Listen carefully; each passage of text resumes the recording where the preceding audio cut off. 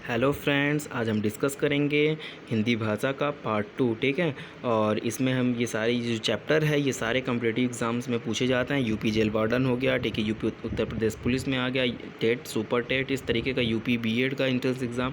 तो जितने भी आपके कॉम्पिटिटिव एग्ज़ाम्स होते हैं, एंट्रेंस एग्ज़ाम होते हैं जिसमें भी हिंदी का सिलेबस होगा, तो ये हर एक चैप्टर, हर एक एग्ज़ाम के लिए आपका इम्पॉर्टेंट है। ओके, तो हम इसके पहले के जो क्वेश्चन थे हम फर्स्ट पार्ट में डिस्कस कर चुके हैं। जिन लोगों ने नहीं देखा प्लीज़ उसको प्लेलिस्ट में जाके उसको देख सकते हैं। ठीक है, चलिए नेक्स्ट क्वेश्चन की इस तरीके से हम 20-20 क्वेश्चन के आपको शेड्यूल्स बना के दे रहे हैं और लगभग 80 क्वेश्चन तक आपको ये एक चैप्टर से क्वेश्चन प्रोवाइड करा जाएंगे। किसी का 100 क्वेश्चन है, किसी का 150 क्वेश्चन, इस तरीके के प्रोवाइड कराए जाएंगे आपको। वो भी चैप्टर वाइज क्वेश्चन, एक चैप्टर से इतने क्वेश्चन बन सकते हैं। आप चैप्टर वाइज जब क्वेश्चन करेंगे तो आप कभी भूलेंगे नहीं। ठीक है, उस तरीके से मिक्स क्वेश्चन भी हम आपको कराएंगे। तो ये फिलहाल अभी मिक्स क्वेश्चन नहीं है, ये चैप्टर वाइज क्वेश्चन हम करा रहे हैं। तो हिंदी भाषा एवं लिपि जो चैप्टर है उसमें कितने क्वेश्चन बन सकते हैं एक बार उसको लिया गया है। ठीक है, थोड़ा थोड़ा करके। चलिए, तो फर्स्ट क्वेश्चन हम स्टार्ट करते हैं। इस लेक्चर का फर्स्ट क्वेश्चन है, देखिए, निम्नलिखित में से किस भाषा को पैसाची कहते हैं? बताइए, पैसाची किसे कहते हैं, किस भाषा को पैसाची कहते हैं? तो ऑप्शन नंबर बी, दरद जो भाषा है इसे हम क्या कहते हैं? पैसाची कहते हैं। चलिए, पैसाची कहाँ की बोली? आप सोच रहे होंगे भाई पैसाची कहाँ की बोली, कहाँ बोली जाती है? बताइए, पैसाची कहाँ बोली जाती है? तो जो लोग जान रहे हैं कमेंट बॉक्स में कर सकते हैं पहले इसका आंसर। जो लोग नहीं जान रहे हैं देख सकते हैं इस तरीके का। तो बताइए, कश्मीर, ईरान, मेवाड़ या पोलैंड? तो इसका जो बोली है पैसाची कहाँ बोली जाती है? तो ये ऑप्शन नंबर ए राइट हो जाएगा, कश्मीर में। ठीक है, चलिए हम बात करते हैं क्वेश्चन नंबर 23 की। तो क्वेश्चन नंबर 23 कह रहा है कि निम्नलिखित में से किस बोली को लरिया या रवलहाटी भी कहते हैं? ऐसी कौन सी बोली है जिसे लरिया या खलहटी भी कहते हैं? ठीक है, खलहटी भी कहते हैं। तो बताइए कौन सी ऐसी बोली है? तो ऐसी कौन सी बोली है? तो ऑप्शन नंबर आपका सी राइट हो जाएगा। ठीक है, छत्तीसगढ़ी, थोड़ी सी टाइपिंग वगैरह में मिसप्रिंट होगी तो देख लीजिएगा। ठीक है, आप बता सकते हैं। चलिए, अब हम बात करते हैं क्वेश्चन नंबर 24 की। तो क्वेश्चन नंबर 24 है, निम्नलिखित में से कृत्रिम हिंदी किसे कहा गया है? ठीक है, किसी किसी क्वेश्चन में मात्रा इधर उधर हो जाएगा। ठीक है, क्योंकि चूँकि टाइपिंग वगैरह में थोड़ा सा इधर उधर हो सकता है। ठीक है, तो जो भी डाउट होगी, जो भी क्वेश्चन में नहीं समझ में आएगा, आप कमेंट बॉक्स में आप नीचे कमेंट कर सकते हैं। ठीक है, चलिए, निम्नलिखित में से कृत्रिम हिंदी किसे कहा गया है? अब बताइए, क्वेश्चन नंबर 24 नहीं, क्वेश्चन नंबर 4 है। ठीक है, तो कृत्रिम हिंदी किसे कहा गया? बताइए, कृत्रिम हिंदी कौन है? बताइए, क्वेश्चन नंबर 24 का आंसर हो जाएगा आपका रेख्ता। ठीक है, क्वेश्चन नंबर 24 ये बहुत इंपॉर्टेंट क्वेश्चन है। कृत्रिम हिंदी किसे कहा गया? तो बताएंगे क्या आपका रेख्ता, हिंदवी, दर्द और बंगारू। ये ऑप्शन आपके रॉन्ग हो जाएंगे। ठीक है, ऑप्शन ये लोग आपके रॉन्ग हो जाएंगे। ऑप्शन नंबर फर्स्ट आपका राइट हो जाएगा। ठीक है, चलिए क्वेश्चन नंबर 25 की या क्वेश्चन नंबर 5 की अगर हम बात करते हैं तो क्वेश्चन नंबर 5 का देखिए क्वेश्चन, साज ज हिंद क्या अर्थ क्या होता है? बताइए, साज ज हिंद का क्या अर्थ होता है? बताइए।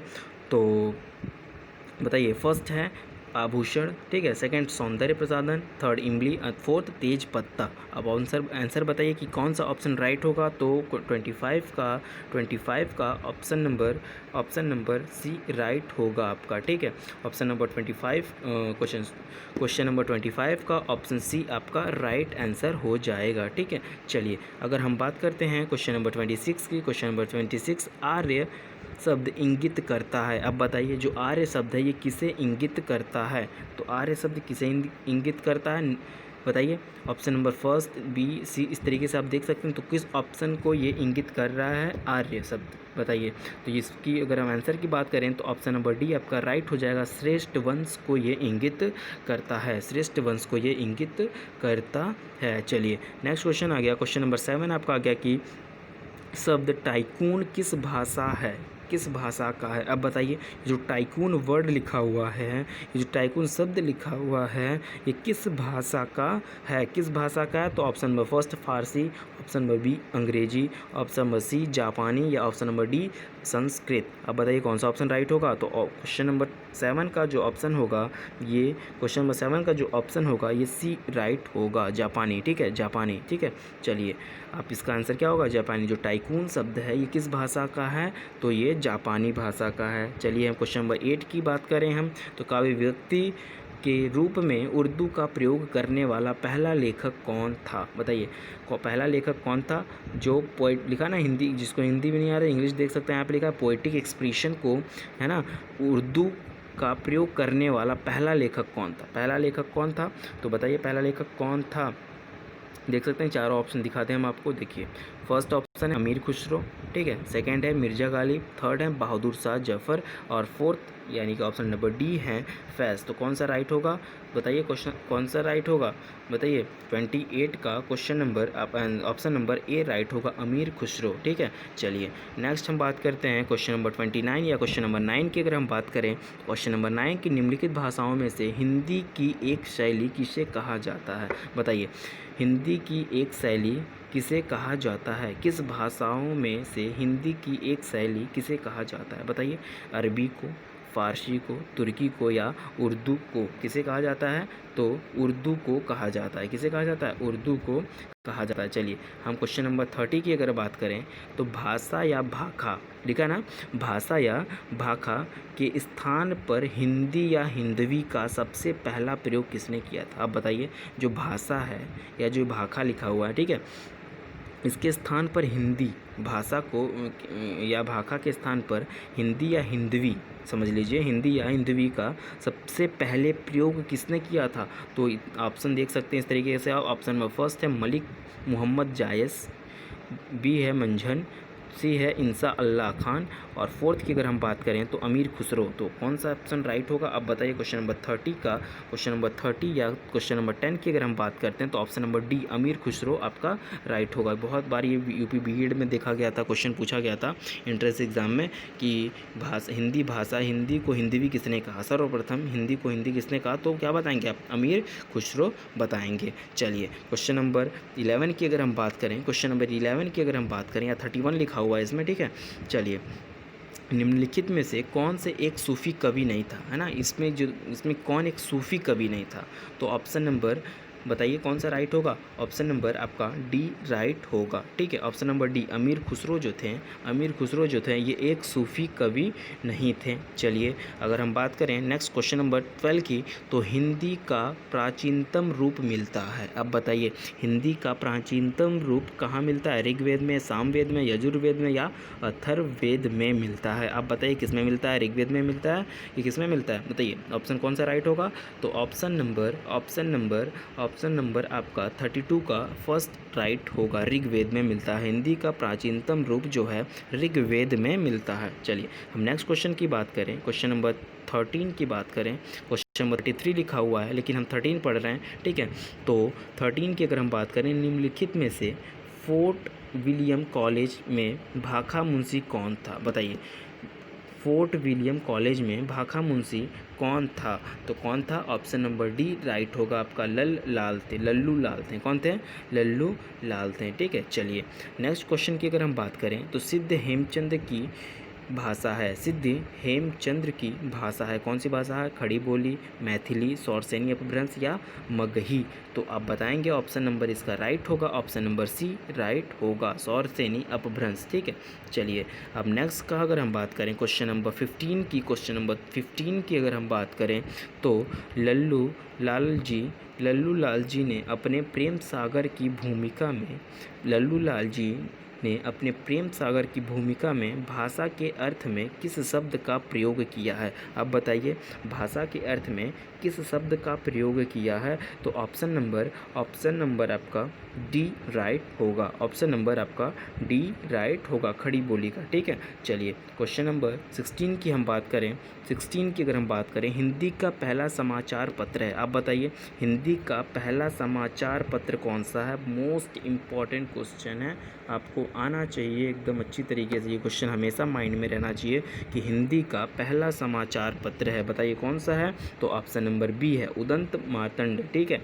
ये आपको लर्न होना चाहिए। चलिए हम क्वेश्चन नंबर 17 की बात करते हैं। क्वेश्चन नंबर 17 है, भारत तेंदु ने बाला बोधिनी पत्रिका कब निकाली थी? भारत तेंदु ने बाला बोधिनी पत्रिका कब निकाली थी? तो ये इसका ऑप्शन नंबर बी राइट होगा, 1874 में, 1874 में निकाली थी, ठीक है। चलिए और कोई डाउट यहाँ तक? चलिए अब नेक्स्ट क्वेश्चन नंबर 18 की बात करें। क्वेश्चन नंबर 18 की अगर हम बात करते हैं तो बाल बोधिनी पत्रिका का मुख्य उद्देश्य क्या था? बताइए, जो बाल बोधिनी, ये बाला बोधिनी जो लिखा हुआ है, ये जो पत्रिका थी, इनका मुख्य उद्देश्य क्या था? वर्तनी सुधार का था, या देवनागरी लिपि सुधार था, नारी शिक्षा के बारे में था, या विदेशी वस्तुओं का बहिष्कार के बारे में था? तो 38 का ऑप्शन नंबर सी राइट होगा, नारी शिक्षा के बारे में। ठीक है, इनका मतलब मुख्य उद्देश्य था। ठीक है, चलिए हम क्वेश्चन नंबर 19 की बात करते हैं। क्वेश्चन नंबर 19 की अगर हम बात करें, ठीक है, तो चलिए देखिए, लिखा हुआ है कि शुक्ल युग यानी कि छायावादी युग जिसे कहते हैं। ठीक है, शुक्ल युग यानी कि छायावादी युग की समय सीमा बताइए। बहुत इंपॉर्टेंट क्वेश्चन है, मैंने कई बार ये कई एग्जाम में ये देख चुका हूँ। ये क्वेश्चन पूछा हुआ है, छायावादी युग का समय पूछा हुआ है। तो छायावादी युग का जो आपका समय हो जाएगा, ये होगा ऑप्शन नंबर फर्स्ट होगा, यानी कि 1920 से लेकर 1936 तक का ये जो युग था, ये छायावादी युग था, जिसे हम शुक्ल युग भी कहते हैं। चलिए ठीक है, कोई डाउट यहाँ तक? अब लास्ट क्वेश्चन की, इस वीडियो की लास्ट क्वेश्चन की अगर हम बात करें तो लास्ट क्वेश्चन देखिए, लिखा हुआ है, निम्नलिखित लेखकों में से कौन शुक्ल युग के अंतर्गत नहीं है? ऐसे कौन से लेखक हैं जो शुक्ल युग के अंतर्गत नहीं हैं? तो इसमें बताइए कौन सा राइट होगा? ऑप्शन नंबर, चलिए देखिए ऑप्शन नंबर बताइए, लिखा हुआ है ना, जयशंकर प्रसाद, मुंशी प्रेमचंद, या सेठ गोविंद दास, या फणीश्वर नाथ लिखा है ना, रेणु। ठीक है, तो कौन सा ऑप्शन राइट होगा? आप बताइए कौन सा ऑप्शन राइट है इसमें। तो फिर से एक बार देख लीजिए, ऑप्शन नंबर फर्स्ट, ठीक है, जयशंकर प्रसाद। ऑप्शन नंबर अगर हम, तो ऑप्शन नंबर बी है मुंशी प्रेमचंद, और ऑप्शन सी है सेठ गोविंद दास, और ऑप्शन डी इसका राइट आंसर ऑप्शन डी है फणीश्वर नाथ रेणु। ठीक है, फणीश्वर नाथ रेणु इसका आंसर राइट हो जाएगा। ठीक है, यानी कि ये जो लेखकों का नाम दिया हुआ था, ये शुक्ल युग के अंतर्गत नहीं हैं। ठीक है, चलिए बाकी लोग थे। चलिए आज के लिए इतना ही, और मुलाकात होती है नेक्स्ट वीडियो में, हम बात करेंगे। ठीक है, इसके अभी आगे के क्वेश्चंस को अटेम्प्ट करेंगे, हिंदी भाषा एवं लिपि के जो क्वेश्चंस हैं कंप्लीटली अटेम्प्ट करेंगे। जितने क्वेश्चंस इंपॉर्टेंट हो सकते हैं सारे क्वेश्चंस हम आपसे डिस्कस करेंगे, चैप्टर वाइज हम क्वेश्चंस डिस्कस करेंगे। और जिसको थियरी में प्रॉब्लम हो गई थी, क्वेश्चन में प्रॉब्लम हो, उसकी थियरी भी रिकॉर्डेड है, आप थियरी को भी देख सकते हैं प्लेलिस्ट में जाके। ठीक है, अगर आपको नहीं मिलती तो आप कमेंट बॉक्स में करेंगे, हम आपको थियरी भी प्रोवाइड करा देंगे। ठीक है, और जो लोग इस चैनल पर नए हैं प्लीज़ लाइक एंड सब्सक्राइब, और जो लोग पीछे का चैनल वीडियो नहीं देखें प्लीज़ उसको जाके प्लेलिस्ट में जाके उसको देख सकते हैं। ओके, और इस चैनल को लाइक करें और सब्सक्राइब करें और शेयर करें। Okay, thank you.